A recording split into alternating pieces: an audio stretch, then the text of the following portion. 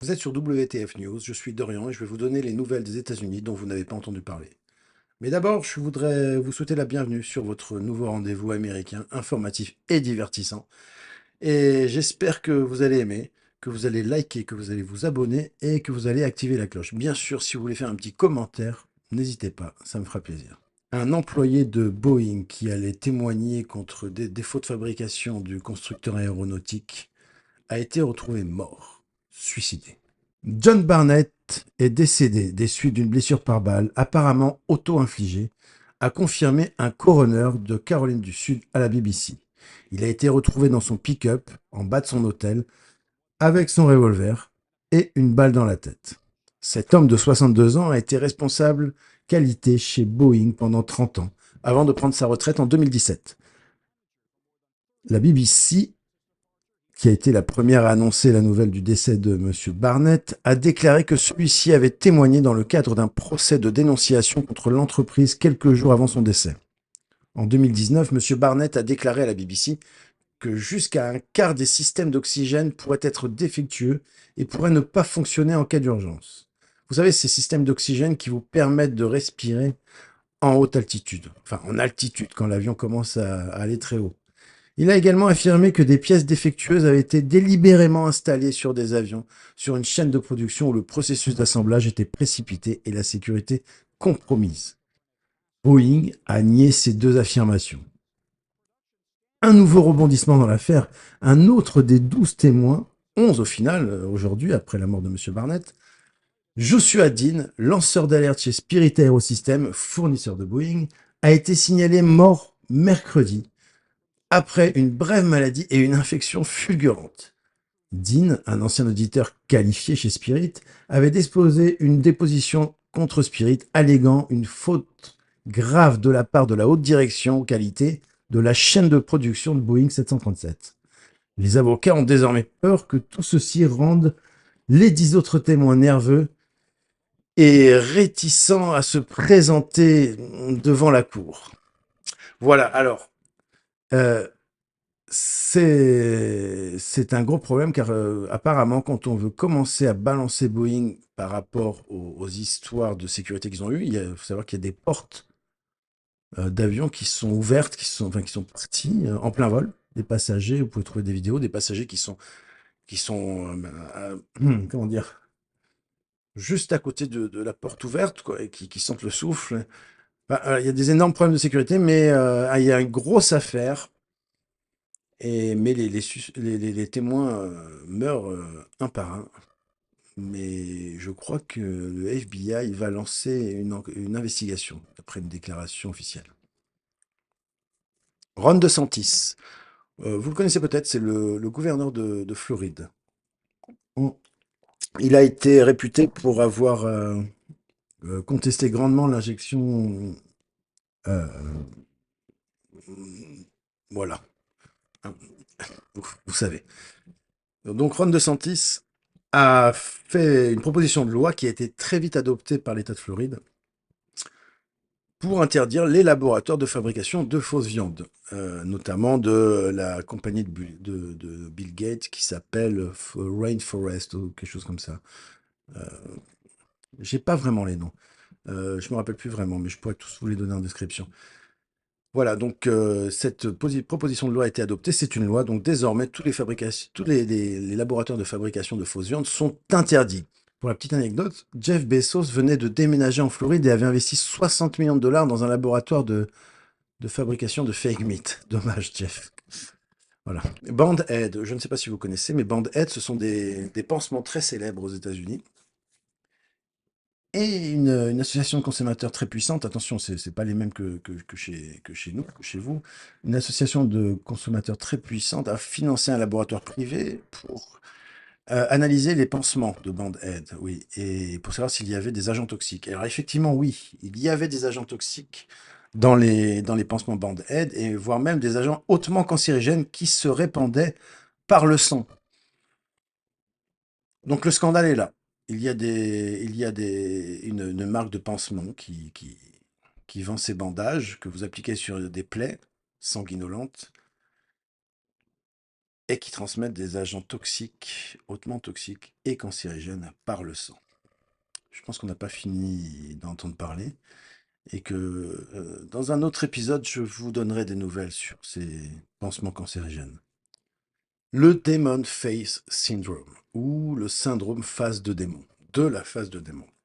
Alors, qu'est-ce que c'est que ce syndrome? Ce syndrome a déjà été observé il y a quelques années, mais revient en force cette année. Oui, il revient en force.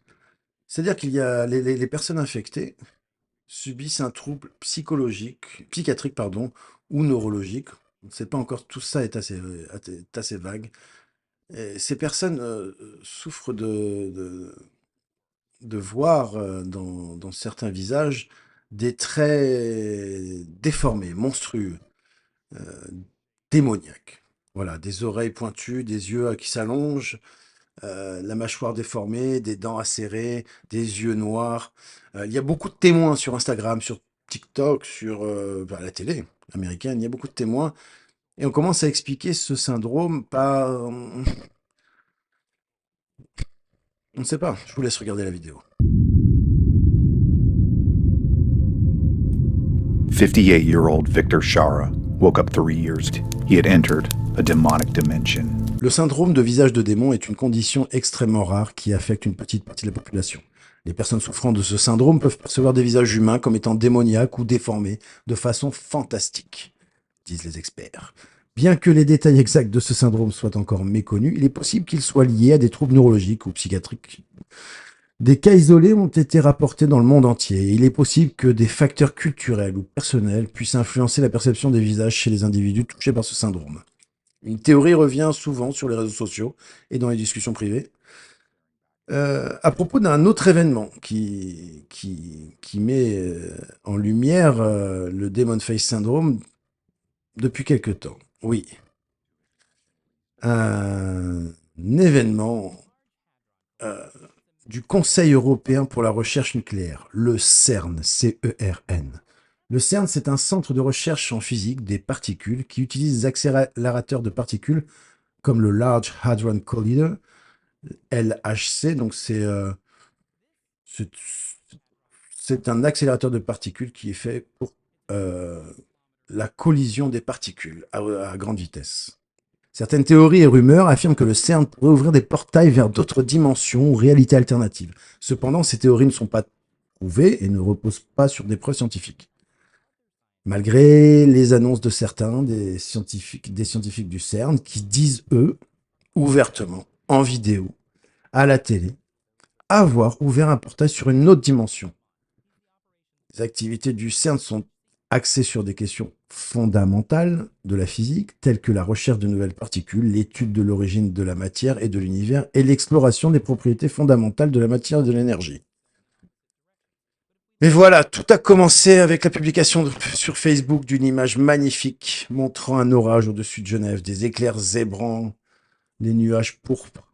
Pour un collectif américain religieux nommé Freedom Fighter Times, c'est là une preuve supplémentaire. Le CERN cacherait son jeu et, sous couvert de recherche en physique des particules, jouerait avec le feu en usant de ses machines pour entrouvrir des accès à des nouvelles dimensions. Cette fois, c'est le dispositif Awake, réveillé, visant à accélérer les particules d'une manière inédite qui est cloué au pilori. Bien que les autorités scientifiques concernées ne l'admettront jamais, on peut tirer des parallèles avec le calendrier d'injection des faisceaux dans le LHC et l'apparition simultanée des phénomènes climatiques ou séismiques majeurs. Ce qui se dit, c'est que le CERN cherche à ouvrir des passages vers d'autres dimensions depuis 2009 et ont réalisé leur grande expérience cette année, oui, en 2024, pendant l'éclipse. Année qui nous dévoile ce syndrome qui fait voir des visages non humains, démoniaques, déformés. Le timing est effectivement paraît vouloir coïncider avec tout ça. Donc forcément, les gens se font des idées, mais en même temps, il n'y a que des coïncidences. Voilà, ils se vantent d'ouvrir des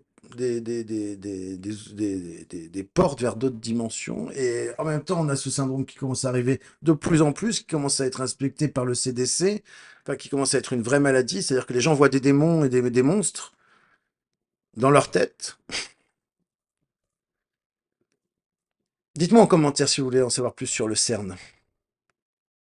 Je vous ferai un plaisir de vous dire ce qu'on en pense ici et ce qui est dit aux États-Unis. Cannibalisme en Californie. Oui, ce n'est pas nouveau, mais c'est un petit peu exceptionnel. Voilà, et il y a des petits problèmes, la drogue, etc., etc. Mais il y a aussi des vieilles légendes, mais ça, je vous en parlerai plus tard. Pour l'instant, je vous laisse regarder la vidéo. Un homme identifié comme étant Rezendo Teles, 27 ans, a été arrêté après avoir été vu marchant dans les rues avec une jambe humaine, prétendument enlevé d'une scène de collision ferroviaire à Vasco, en Californie.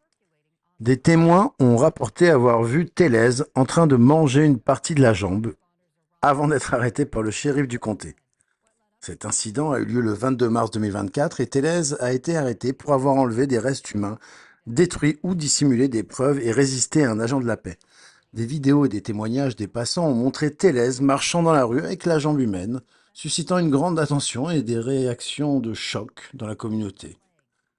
Teles a fait face à des accusations multiples en relation avec cet incident et les autorités ont indiqué qu'il pourrait potentiellement avoir des problèmes de santé mentale. Ah oui, vraiment. Ça, c'est assez incroyable tout de même. Les détails exacts de son état psychologique et les motivations de son comportement restent à déterminer. Mais l'incident a soulevé des questions sur la santé mentale et la sécurité publique en Californie. Oui, la sécurité publique en Californie et la santé mentale. Alors avec toute la drogue, le fentanyl, la méthamphétamine, le crack et d'autres que je ne connais pas. Oui, il y a des problèmes, il y a des comportements suspects un peu partout aux États-Unis. Excusez-moi, c'est le chien. Voilà, ça y est, un petit peu partout aux États-Unis. Et le cannibalisme, c'est pas nouveau. Il y a aussi des légendes enfin, des légendes, c'est pas des légendes, c'est des histoires. Donc c'est assez historique puisqu'il y a des preuves, hein, des espèces de familles, des clans perdus dans des parcs nationaux. Qui n'ont pas vu la civilisation depuis qu'ils sont arrivés aux États-Unis, c'est-à-dire depuis l'époque des colons, qui restent entre eux, et qui attaquent d'autres personnes, et qui les mangent. Voilà, donc il y a une petite tradition. Mais bon, si vous voulez que je vous en parle, vous me le mettez en commentaire. Leonel Moreno, un influenceur vénézuélien qui vit aux États-Unis, en ayant passé la frontière illégalement, a beaucoup de mal à payer son avocat en immigration, car il a quelques problèmes, malgré les liasses de billets de 100 dollars qu'il montrait sur TikTok, sur toutes ses vidéos. Je vous laisse regarder la vidéo. L'influenceur migrant, Leonel Moreno, se vantait quotidiennement dans ses vidéos TikTok de combien d'argent il avait gagné grâce aux programmes sociaux du gouvernement et à la mendicité dans la rue, avant son arrestation le 29 mars à Columbus, dans l'Ohio. Il a contrarié ses compatriotes migrants et les Américains ordinaires avec des déclarations incendiaires telles que c'est la différence entre vous et moi. Je vais toujours gagner beaucoup d'argent sans trop de travail et vous serez toujours exploité, misérable et insignifiant. Cependant, le ressortissant vénézuélien a été arrêté par des agents de l'Immigration and Customs Enforcement, le ICE, pour avoir échappé aux conditions de sa probation qu'il a mise en liberté après avoir été surpris en train de traverser illégalement les États-Unis. Il est détenu à la prison du comté de Geauga, dans l'Ohio. Un juge de l'immigration chargé du dossier de Moreno continue de repousser ses audiences à des dates ultérieures, alors que Moreno a du mal à rassembler les fonds nécessaires pour se payer les services d'un avocat. Il a des difficultés financières pour trouver un avocat pour son cas, a déclaré une source de l'ICE. Dans une précédente déclaration, un porte-parole de l'ICE a déclaré « Leonel Moreno est un citoyen vénézuélien présent illégalement, qui est entré illégalement dans le pays le 23 avril 2022. Moreno a été placé dans le programme Alternative à la détention à la patrouille frontalière et a été invité à se présenter au bureau des opérations d'exécution et d'expulsion dans les 60 jours suivant l'arrivée à destination. Moreno ne s'est pas présenté comme requis. Le 29 mars 2024, Moreno a été arrêté à Gahanna, dans l'Ohio, par des agents du bureau de Columbus de l'Euro, ERO, et est actuellement détenu dans l'attente de nouvelles procédures d'immigration. Moreno a passé des journées à parcourir librement les États-Unis et à devenir un influenceur viral sur des réseaux sociaux, utilisant ces plateformes pour encourager d'autres migrants à envahir le pays et à squatter les maisons des citoyens américains. Il a également déclaré à ses partisans que tout son argent provenait de dons du gouvernement et qu'il utilisait une pancarte pour obtenir de l'argent auprès des étrangers de passage. Je n'ai pas traversé le Rio Grande pour travailler comme un esclave, a-t-il déclaré dans un clip Instagram. Je suis venu aux États-Unis pour marquer mon territoire. Tu es blessé parce que je gagne plus que toi sans beaucoup de travail alors que toi, tu travailles comme un esclave? Moreno a déclaré dans un autre message sur les réseaux sociaux que les payeurs de taxes américains étaient ses esclaves et que lui serait là pour en profiter. L'ATF, le Bureau de l'alcool, du tabac, des armes à feu, a évalué d'éventuelles accusations de détention illégale d'armes à feu contre Moreno selon des documents fédéraux internes. Les publications antérieures de Moreno sur les réseaux sociaux le montrent tenant des armes à feu dans un magasin d'armes où il a demandé à ses abonnés lequel vous préférez. Il n'y a aucune preuve que Moreno ait réellement acheté une arme à feu. Il a aussi dit « Dieu merci, j'ai déjà mon permis.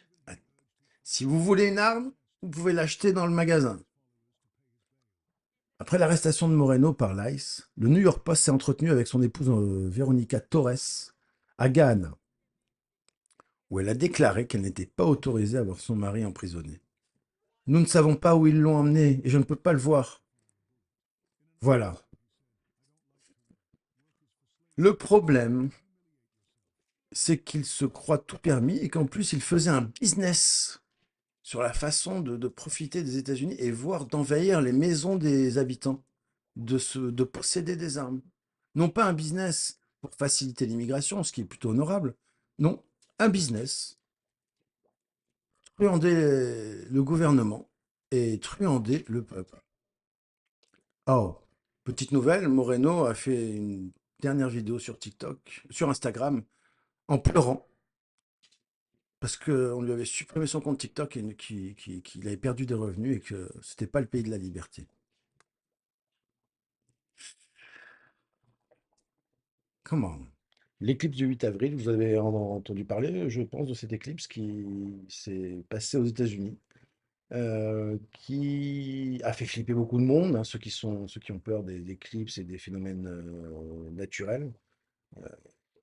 Bien, ça fait flipper tout le monde et ça a même, c'est même monté au gouvernement puisque le gouvernement ainsi que les États par lesquels passait l'éclipse, c'est-à-dire qu'il y avait, par exemple, il y avait une grande croix qui était sur le continent américain, enfin sur l'Amérique du Nord, et cette grande croix, en fait, donc elle passait sur plusieurs États et ces États ont demandé, même en Californie d'ailleurs, ils ont même demandé, enfin ils ont demandé à tous leurs habitants de faire des réserves d'essence, de prévoir un autre moyen de communication que les portables et Internet pour, communiquer avec la famille, de faire des réserves de nourriture de 14 jours. Et, et voilà, c'était un petit peu flippant. Donc ils nous ont demandé de faire ce genre de réserve, ce genre enfin de prendre des précautions. Tout en diffusant, en même temps, je vous jure, c'est à la seconde près, hein, tout en diffusant des appels au calme, qu'attention, c'est pas dangereux, etc. Bon, il risquait de ne plus avoir Internet ni rien, mais c'était pas dangereux, c'était rien. Voilà. Il y a quelques vidéos qui ont fuité, quelques vidéos qu'on a vues sur Instagram et sur TikTok, sur Twitter aussi.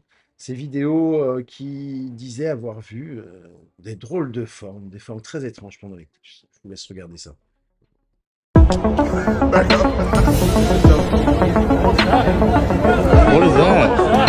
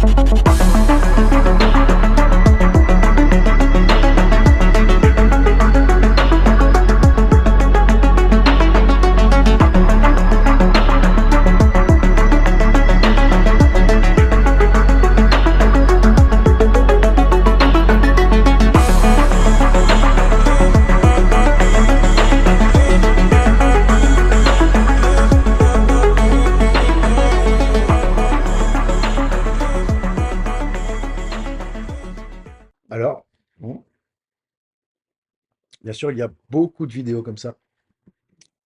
Elles ont toutes été débunkées, il n'y a pas de trucage, de photomontage, de vidéomontage ou quoi que ce soit. Voilà, juste des choses qui ont été vues dans le ciel. Beaucoup, partout. New York, Texas, Californie. Même une fille que je connais a filmé des drôles de lumière, enfin vraiment, vraiment quelque chose de très étrange depuis son balcon à Los Angeles. Donc voilà, il y a eu beaucoup de choses très étranges pendant ce 8 avril, ce jour de l'éclipse solaire, mais il n'y a rien de spécial. Voilà, on ne sait pas, on essaie de, enfin les internautes essayent de rassembler des preuves, etc., etc. Les éclipses ont toujours fait flipper tout le monde. Ça a été une grande panique. On n'a pas fini d'entendre certaines histoires. Et je pense que voilà, faut garder son calme. Et si on a peur, bah, on prend ses précautions si on veut, mais on garde son calme. Voilà, on touche à la fin de cette édition. Et je vous remercie de m'avoir suivi. Et je vous remercie d'avoir participé à cette première. Vous pouvez liker, laisser un commentaire, vous abonner, activer la cloche, me suivre sur Instagram, bientôt Twitter. Et écoutez, bah moi, je vais vous laisser sur un petit morceau choisi de la télévision américaine parce que c'est vraiment très sympa. Il faut savoir que beaucoup de choses de la télévision européenne, enfin des télévisions européennes sont quand même copiées ou sont carrément achetées, sont des franchises achetées à la télé américaine. Donc il y a des trucs sympas. Là, je vous passe un extrait du Jimmy Kimmel Show. J'espère que vous allez aimer. Dites-moi ce que vous avez aimé dans cette vidéo, ce que vous voulez voir en focus, et on partira en live ici sur YouTube. Voilà, j'étais très content de faire ce premier épisode. Un deuxième va venir très vite. Je vais essayer de faire 1 à 2 vidéos par semaine. Et je sais que ce ne sera pas assez. Alors, je vous dis au revoir. Et surtout, n'oubliez pas, restez informés et exprimez-vous librement. Cold Pete, doctor, help! Help! What seems to be the problem? What the is this? This man has no penis. What? I have a penis. Not according to what I'm looking at. Dr. Broaddus, take a look at this. I can't see. Yeah, try using this. Here it is. Let's try it. You have a look. I think we're gonna need a specialist. Dr. Jackson. What do you think? Sorry. You guys gotta see this. Holy mackerel. All right, guys, I'm gonna need you to talk me through this. To the left, to the left. You gotta grab it. Squeeze it. I'm there trying. It is right there. I know it's small, but put it in there. You gotta. There you go, there you go, there you go. I think I found it. Look like a piece of bubble gum. A juicy fruit. Guys, could you put that back? I came in for a colonoscopy. I don't know what's going on here, but maybe I'll come back later, like tomorrow or something. Relax, nephew, relax, relax. Chill to the next episode. Wait, what's that? Let's turn that up. Now the cart, please. More smoke.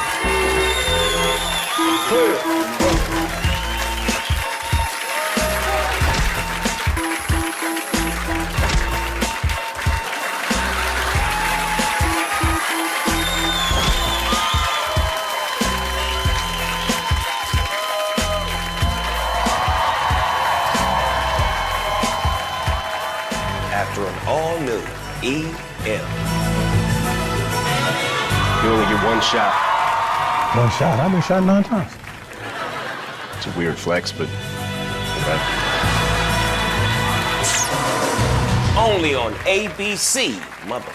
Oh, thank you, Dr. McTraney.